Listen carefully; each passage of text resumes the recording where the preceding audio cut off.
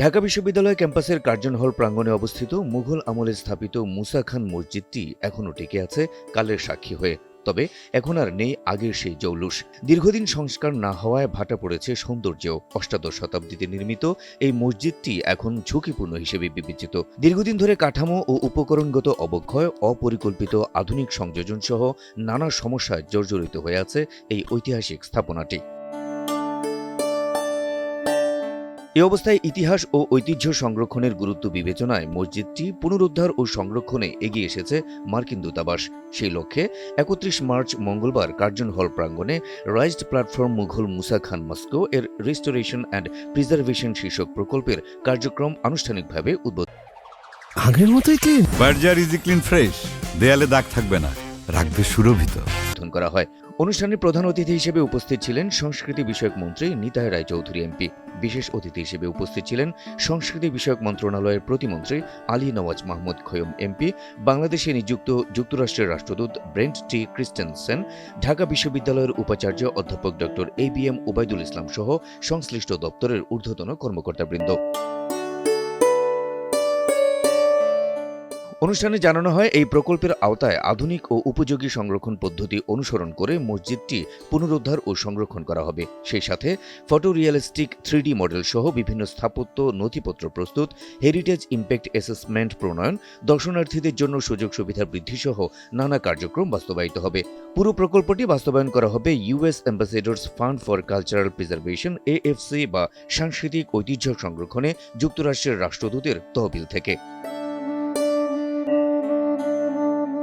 এর আগে সকাল 10টায় কার্জন হল প্রাঙ্গণে অবস্থিত মুসা খান মসজিদ পরিদর্শন করেন মার্কিন রাষ্ট্রদূত ব্রেন্ট টি ক্রিস্টেনসেন।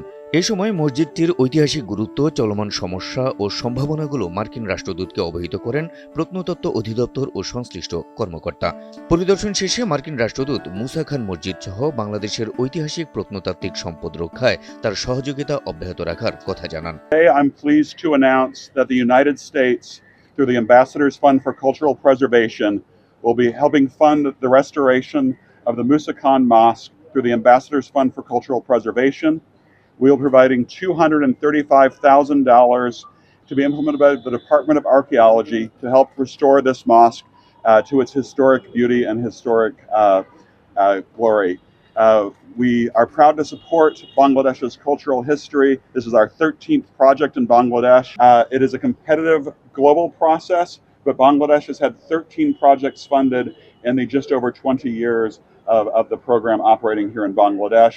পরে সংস্কৃতি বিষয়ক মন্ত্রী নিতাই রায়চৌধুরী দেশের ঐতিহাসিক এ স্থাপনাটি সহ বাংলাদেশের প্রত্নতাত্ত্বিক নিদর্শনসমূহ রক্ষায় এগিয়ে আসায় মার্কিন অ্যাম্বাসেডর ব্রেন্ট টি ক্রিস্টেনসেনের প্রতি কৃতজ্ঞতা জানান। সেই সাথে তার মানবতাবোধেরও প্রশংসা করেন। অ্যাম্বাসেডর ফান্ড বলে একটা ফান্ড আছে, সেখানে বিভিন্ন পুরাতত্ত্ব কাহিনী সেখানে সেগুলো তারা কালেক্ট করে তারপরে তারা একটা জায়গায় একটা গ্রান্ট নিতে হবে। আমরা এই যে নানান ধরনের যে বৈচিত্র্য রয়েছে ছড়িয়ে ছিটিয়ে, জাতিসত্তা, ধর্ম, বর্ণ, ভাবনা, চিন্তা, এই বৈচিত্র্যের মাঝে আমরা ঐক্য আনতে চাই। আমরা আনতে চাই ইউনিটি ইন ডাইভার্সিটি। সেখানে রাজনৈতিক আদর্শ আলাদা থাকবে, কিন্তু তারা সমাজে বসবাস করবে। এক একজনের এক একটা থাকতে পারে, এক একজনের একটা ধর্ম বিশ্বাস থাকতে পারে, এক একজনের একটা চিন্তা ভাবনা থাকতে পারে, কিন্তু সমাজটা হবে শান্তির জায়গা। আমরা একটা শান্তির একটা তৈরি করতে চাই। প্রকল্পটি বাস্তবায়ন হলে দেশের ইতিহাস, ঐতিহ্য সংরক্ষণ ও গবেষণা কার্যক্রম সম্প্রসারণ সহ যুক্তরাষ্ট্রের সঙ্গে বাংলাদেশের সাংস্কৃতিক সহযোগিতা আরও সুদৃঢ় হবে বলে মনে করছেন সংশ্লিষ্টরা। Habib Rasel, NTV online.